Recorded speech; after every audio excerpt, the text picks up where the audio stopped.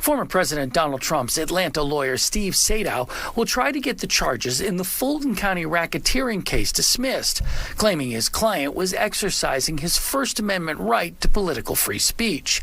Sadow will also assert the Supremacy Clause, maintaining that Mr. Trump was acting in his official duties as president and therefore is immune from local prosecution. This will be the first time in months that we've heard from Sadow, who's been silent ever since the former president's indictment and arrest. Hey there, guys. Welcome to the channel. So we don't really hear a lot about what's going on in any of Trump's weaponized court cases. It's almost as if the media, they don't think that the general public is smart enough to talk about anything that's going on past showing mugshots and pictures of boxes that really don't have anything to do with anything.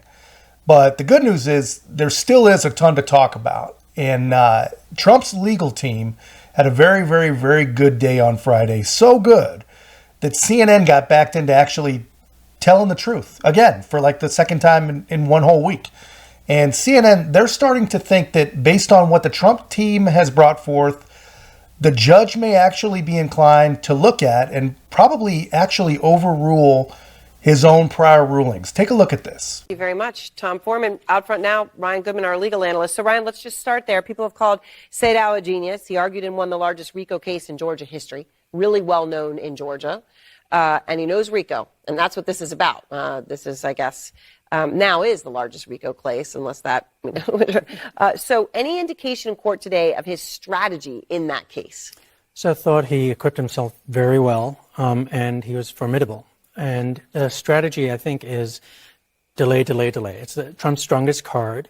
And what he had to do today is make a procedural argument that would allow the judge to reconsider the judge's prior rulings to allow them to entertain a First Amendment claim before the trial even begins. That's what he wanted, which would create a huge delay. And that's a uphill battle to get the judge to kind of reverse himself from his prior rulings.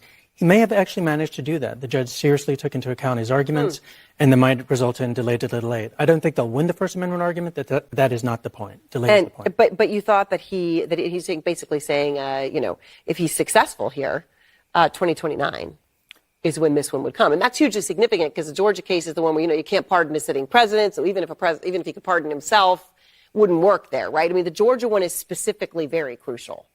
That's right. Can't pardon himself, and he can't pardon his co-defendants, and he can't quash the case as he could if it was the Justice Department running the prosecution. But what Sadow says is, no, but there's a Supremacy Clause argument, and the Constitution would say you do not get to prosecute a sitting president. Once again, that is a strong argument. There's a very strong argument that the U.S. Supreme Court will side with him and say a president is immune while they're in office. All right, so that obviously is crucial. Now, then just moments ago. Yeah, so you guys see that. I mean, it would be absolutely amazing to see this judge question and overrule his own rulings because really he has been wrong. A lot of these judges have been wrong. And whether you love Donald Trump or hate Donald Trump, if you guys are a fan of free speech, as you should be, most of these rulings regarding gag orders, they should bother you a lot. I don't know where all the ACLU type liberal Democrats are. I don't know if those people still exist. But if they do, this kind of stuff, this is right in their wheelhouse, guys. And here's what I think is going to happen.